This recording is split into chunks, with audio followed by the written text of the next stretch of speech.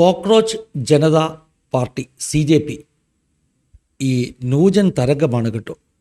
കഴിഞ്ഞ 2-3 ദിവസമായിട്ട് മീഡിയ എല്ലാം വളരെയധികം ഗൗരവത്തോടുകൂടെ ചർച്ച ചെയ്യുന്ന ഒരു ന്യൂജൻ മൂവ്മെൻറ്റ് എന്ന് വേണമെങ്കിൽ നമുക്ക് പറയാം. CJP ഒരു പാർട്ടിയാണോ എന്ന് ചോദിച്ചാൽ ഇതുവരെയും അത് ഒരു ഒഫീഷ്യൽ പാർട്ടിയൊന്നുമല്ല. പക്ഷേ ഈ സാമൂഹിക തിന്മകൾക്കെതിരെയൊക്കെ ആഞ്ഞടിക്കാനുള്ള പുതിയ ജനറേഷൻ്റെ ഒരു വലിയ വെമ്പലിൻ്റെ ഭാഗമാണ് ഈ CJP എന്നുള്ള കാര്യത്തിൽ സംശയമൊന്നുമില്ല. CJP ആ ഒരു കോക്രോച്ച് ജനതാ പാർട്ടിയെക്കുറിച്ച് ഒരു വിവരണം നൽകിയല്ല പാഠഭേദത്തിൻ്റെ ഉദ്ദേശം. CJP പോലെയുള്ള മൊമെൻറ്റ്സ്, പ്രത്യേകിച്ച് ന്യൂജൻ മൊമെൻറ്റ്സ്, ന്യൂ ജനറേഷൻ എന്ന് നമ്മൾ വിളിക്കുന്ന, ആൽഫ ജനറേഷൻ എന്ന് നമ്മൾ വിളിക്കുന്ന പുതിയ തലമുറയെ നമ്മൾ വ്യക്തമായിട്ടൊന്ന് മനസ്സിലാക്കണം. അത് നമ്മുടെ സഭകൾക്ക് ആവശ്യമാണ് എന്ന ഒരു ചിന്തയാണ് ഈ പാഠഭേദത്തിലൂടെ ഞാൻ മുൻപോട്ട് വെക്കുവാൻ ആഗ്രഹിക്കുന്നത്. ആദ്യമായിട്ട് ഈ CJPയെക്കുറിച്ച് ഒരു ചെറിയ ഇൻഫർമേഷൻ തരാം. അഭിജിത്ത് ദിപ്കെ എന്ന് പറയുന്ന ഒരു ചെറുപ്പക്കാരനാണ് ഈ പാർട്ടി അല്ലെങ്കിൽ ഈ മൂവ്മെൻറ്റ് തുടങ്ങിയത്. ഇദ്ദേഹം ആം ആദ്മി പാർട്ടിയുടെ പഴയ സോഷ്യൽ മീഡിയ വോളണ്ടിയറൊക്കെ ആയിരുന്നു. ആം ആദ്മി പാർട്ടിയുമായിട്ട് നല്ല ബന്ധമുള്ള ആളായിരുന്നു. അതുകൊണ്ട് തന്നെ സോഷ്യൽ മീഡിയയെ ഒരു ഐഡിയോളജി പ്രചരിപ്പിക്കാൻ എങ്ങനെ ഉപയോഗിക്കാമെന്ന് നന്നായിട്ട് അറിയുന്ന ആളാണ് ഈ CJPയുടെ ഫൗണ്ടറായിരിക്കുന്ന ഈ അഭിജിത്ത് എന്ന് പറയുന്നത്. ആം ആദ്മി പാർട്ടി ഈ കാര്യത്തിൽ വലിയ മിടുക്കന്മാരാണ്.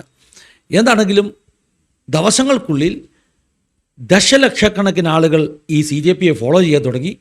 ഭാരതീയ ജനതാ പാർട്ടിയുടെ ഫോളോവേഴ്സിനേക്കാൾ അധികമായിട്ട് CJPക്ക് ഫോളോവേഴ്സ് കിട്ടി. അങ്ങനെ വന്നപ്പോൾ എക്സ് അക്കൗണ്ട്, ഈ പാർട്ടി അല്ലെങ്കിൽ ഈ മൊമെൻറ്റിൻ്റെ എക്സ് അക്കൗണ്ട് ക്യാൻസൽ ചെയ്യപ്പെട്ടു. ഇതൊക്കെ വലിയ വാർത്തകളാണ്. ഈ CJPയുടെ പിന്നിൽ ആം ആദ്മി പാർട്ടി തന്നെയാണെന്നാണ് ഇപ്പോൾ ചിലർ അടക്കം പറയുന്നത്. അങ്ങനെയാണെങ്കിലും ആം ആദ്മി പാർട്ടിയെ ശരിക്കും നമ്മൾ അപ്രീഷിയേറ്റ് ചെയ്യണം. കാരണം ഭയങ്കര ബുദ്ധിരാക്ഷസന്മാരാണ്. ഇത്തരം ഒരു വലിയ മൂവ്മെൻറ്റ് 2 ദിവസം കൊണ്ടുണ്ടാക്കാൻ അവർക്ക് പറ്റിയല്ലോ.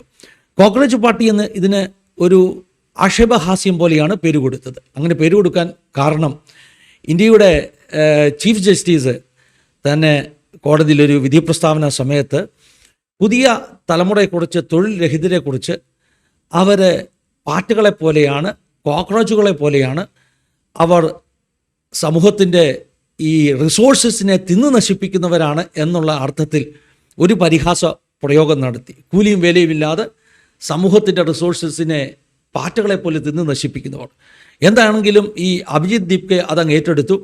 അദ്ദേഹം വേഗത്തിൽ തന്നെ ഇങ്ങനെയുള്ള കാര്യങ്ങളൊക്കെ ക്രമീകരിച്ചു. അതിന് വലിയ പബ്ലിസിറ്റി കിട്ടി.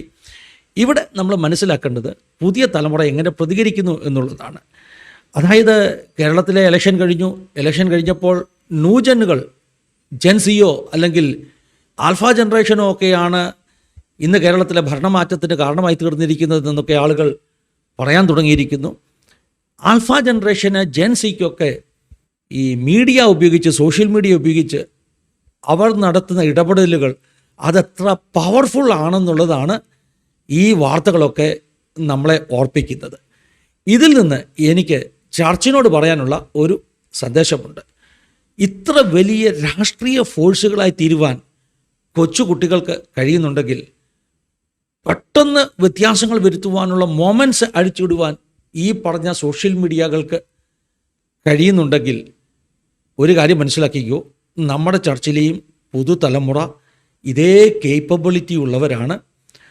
അവരെ അഡ്രസ്സ് ചെയ്യുന്ന കാര്യത്തിൽ അവരുടെ ഭാഷ മനസ്സിലാക്കി, അവരുടെ ചിന്താഗതികൾ മനസ്സിലാക്കി, വരുന്ന കാലങ്ങളിൽ നാം അവരെ ഉൾക്കൊള്ളുകയും മനസ്സിലാക്കുകയും ചെയ്ത് അവർക്ക് വേണ്ട ദൈവവചന ഗൈഡൻസ് ആ ഒരു അർത്ഥത്തിലും ഭാഷയിലും പറഞ്ഞു കൊടുക്കുവാൻ പര്യാപ്തമാകണമെന്നുള്ള ഒരു തിരിച്ചറിവ് സഭകൾക്ക് ഉണ്ടാകണം. ഇങ്ങനെയുള്ള ഈ ന്യൂ ജനറേഷൻ പാറ്റേണുകളെ നമ്മൾ തിരിച്ചറിയുന്നില്ല എങ്കിൽ അത് നമ്മുടെ തലമുറയോട് ചെയ്ത വലിയ ദ്രോഹമായിരിക്കും. അവർ നഷ്ടപ്പെട്ടു പോയാൽ പിന്നീട് പരിതപിച്ചിട്ട് കാര്യമില്ല. രണ്ടാമത് ഞാൻ എപ്പോഴും പറയുന്നൊരു കാര്യം പറയുകയാണ്, നമ്മുടെ വിശ്വാസ സമൂഹങ്ങളിലെ യൂത്ത് മൊമെൻറ്റ്സ് ഇത്തരം ചലനങ്ങളെ മനസ്സിലാക്കി അപ്ഡേറ്റഡ് ആയിരിക്കണം. പുതിയ തലമുറ, ഞാൻ ഉദ്ദേശിക്കുന്നത് സഭയിലെ ജെൻസിയോ ആൽഫ ജനറേഷനെയൊക്കെ കുറിച്ചാണ്. അവരെ കൈകാര്യം ചെയ്യുവാൻ, അവരെ സഹായിക്കുവാനുള്ള ഒരു അപ്ഡേഷൻ യൂത്ത് മൂവ്മെൻറ്റ്സിന് ഉണ്ടാകണം. അത്തരത്തിലുള്ള യുവജന നേതാക്കന്മാർ, കുട്ടികളെ മനസ്സിലാക്കുന്ന, അവരുടെ ഭാഷയിൽ സംസാരിക്കുന്ന, അവരുടെ രീതിയിൽ ഇടപെടുന്ന ഒരു കൂട്ടം നേതാക്കന്മാർ നമുക്കുണ്ടായിരിക്കണം എന്നുള്ള എൻ്റെ ഒരു കൺസേണാണ് ഈ ചെറിയ പാഠഭേദത്തിലൂടെ എനിക്ക് പറയുവാൻ ആഗ്രഹമുള്ളത്. ഈ കോക്രോച്ച് ജനതാ പാർട്ടിയുടെ വളർച്ചയും മൂവ്മെൻറ്റും കാണുമ്പോൾ ശരിക്കും എൻ്റെ ഹൃദയത്തിൽ അത് അല്പം അലോസരം ഇടുന്നുണ്ട്. അതിന് കാരണം 2011 നടന്ന അണ്ണാ ഹസാരെ മൂവ്മെൻറ്റ് നടന്നപ്പോൾ ഞാൻ ആ മൊമെൻറ്റിനെ വിവേചിച്ചുകൊണ്ട് പറഞ്ഞു, ഇത് ഇന്ത്യൻ ജനാധിപത്യത്തിന് നല്ലതല്ല. അന്ന് എന്നെ പരിഹസിച്ചവരുണ്ട്, അന്ന് പാസ്റ്റർ രാഷ്ട്രീയത്തിൽ ഇടപെടുന്നു എന്ന് പറഞ്ഞവരുണ്ട്. അപ്പോൾ ഞാൻ മറുപടി കൊടുത്തു, ഞാൻ രാഷ്ട്രീയത്തിൽ ഇടപെടുകയല്ല, ഞാൻ പ്രതിനിധാനം ചെയ്യുന്ന സമൂഹത്തിൻ്റെ ഭാവിയെക്കുറിച്ചാണ് എനിക്ക് ആശങ്കയുള്ളത്. കാരണം ഈ മൊമെൻറ്റിൻ്റെ പിന്നിലുള്ള കരങ്ങൾ, അതിൻ്റെ ഉദ്ദേശം എന്താണെന്ന് നമുക്ക് ആത്മീയ വിവേചന ബുദ്ധിയോട് വിവേചിച്ചറിയണം എന്നൊക്കെ അന്ന് രേഖപ്പെടുത്തി. പക്ഷെ അന്ന് പലരും എതിർത്തെങ്കിലും പിന്നീട് നമുക്ക് മനസ്സിലായി അണ്ണാ ഹസാരെ മൂവ്മെൻറ്റിൻ്റെ ലക്ഷ്യം എന്തായിരുന്നെന്നും അതിനെ കത്തിച്ചു വിട്ട ഊർജ്ജം, ശക്തി എന്തായിരുന്നെന്നൊക്കെ പിന്നീട് മനസ്സിലായി. അത് കഴിഞ്ഞ കുറേ വർഷങ്ങളായി ഇന്ത്യയിൽ വലിയ ഇമ്പാക്റ്റ് ഉണ്ടാക്കിയ രാഷ്ട്രീയ മാറ്റത്തിന് കാരണമായി തീർന്നു. ഈ കോക്രോച്ച് ജനതാ പാർട്ടിയുടെ പിന്നിലും ആരാണെന്നുള്ളത് നിഗൂഢമാണ്. അതെന്നെ അലോസരപ്പെടുത്തുന്നു, അതെന്നെ ഭയപ്പെടുത്തുന്നു. ഒരു രണ്ടാം അണ്ണാ ഹസാരെ മൊമെൻ്റ് പോലെ ഒരു പക്ഷേ ഇന്ത്യയിൽ വലിയ വ്യത്യാസങ്ങൾ ഉണ്ടാക്കാൻ ഈ മൂവ്മെൻറ്റിന് കഴിയുമെന്ന് ഒരു ഭയം എനിക്കുണ്ട്. അത് എന്നെ മാത്രമല്ല, ഇന്ത്യയിലെ പൊളിറ്റിക്കൽ ലീഡർഷിപ്സിനെ ഒക്കെ അത് ഭയപ്പെടുത്തുന്നു.